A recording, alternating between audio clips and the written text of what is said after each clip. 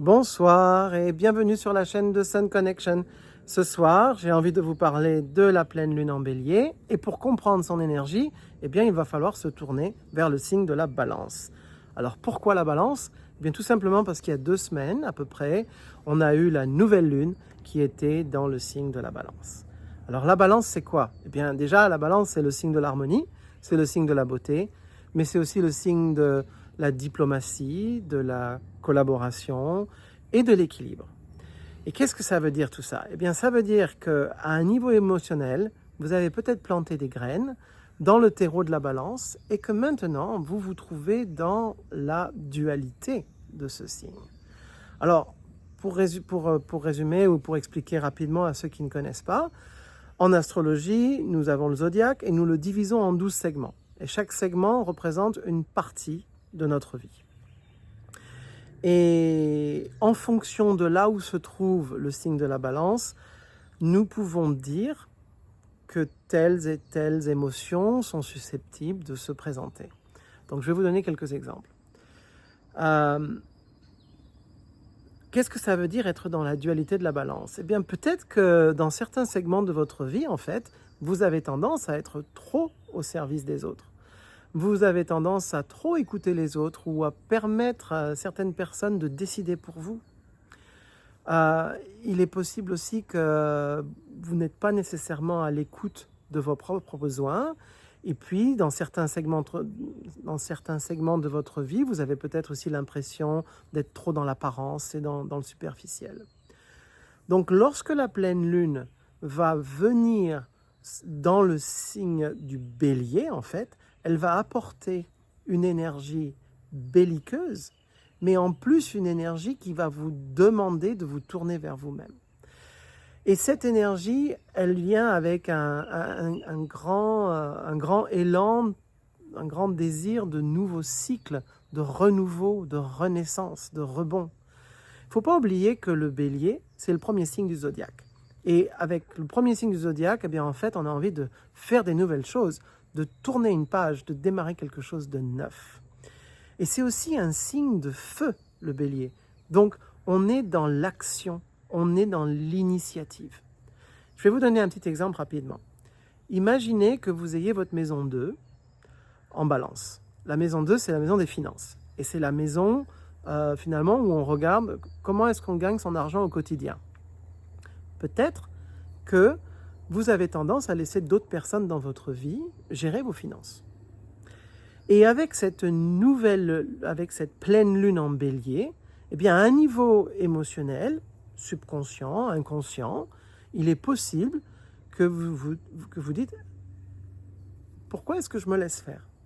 Maintenant, c'est à moi de gérer mes finances. » Un autre exemple, imaginez que vous ayez le signe de la balance en maison 6. La maison 6, c'est la maison du travail et la maison du quotidien.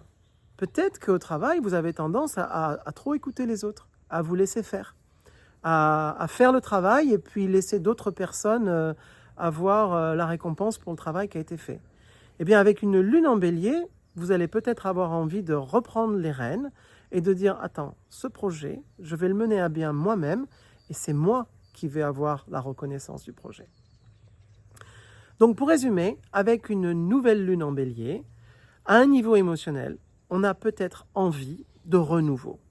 Pour ceux qui ont regardé ma vidéo sur la pleine lune en poisson, j'avais expliqué en fait que comme le poisson c'était la fin d'un cycle, on était dans la même analogie qu'un arbre en hiver qui perd ses feuilles et qui rentre dans un état dormant pour justement pouvoir reprendre ses forces, pour pouvoir passer l'hiver, reprendre ses forces et repousser au printemps. Là, c'est la même chose. On est maintenant enfin avec cette pleine lune en bélier. Et donc maintenant, les feuilles, elles ont envie de pousser. On a vraiment envie de renouveau, on a envie de s'affirmer, on a envie d'indépendance, on a envie de faire des choses pour soi. Et en fait, cette nouvelle phase de la lune, cette pleine lune en bélier, en fait, elle nous donne du courage. Elle nous donne du courage pour pouvoir sortir de notre zone de confort et pour planter les graines de l'ambition. Alors bien sûr, il faut faire attention parce qu'en astrologie, il y a toujours deux polarités. Chaque signe ou chaque planète ont toujours des fréquences hautes et des fréquences plus basses. Il faut faire attention en fait de ne pas tomber dans l'extrême. Pourquoi? Parce que le maître du bélier, c'est Mars. Et Mars, c'est le dieu de la guerre. Il est brutal, il est compétitif, il est impulsif, il est trop rapide. Et qu'est-ce qui peut se passer avec une pleine lune en bélier? Eh bien, vous allez avoir envie de reprendre votre autonomie, mais vous allez peut-être le faire de manière trop agressive. Et ça va causer des disputes, ça va faire des clashs dans votre entourage, au travail, avec les personnes avec qui vivent à la maison. C'est explosif et c'est pas trop ce qu'on vous demande en fait. Donc, moi ce que je vous propose, c'est pendant cette pleine lune en bélier, déjà c'est de l'observer parce qu'elle va être magnifique. Et puis ensuite, si vous prenez un moment de réflexion, si vous souhaitez méditer ou si vous souhaitez juste la contempler, je vous invite à vous poser une question. Et cette question, c'est la suivante, c'est comment est-ce que je peux affirmer mes propres besoins tout en respectant ceux des autres? Parce que si vous ignorez la susceptibilité des autres, vous allez passer pour un égoïste et pour un coléreux.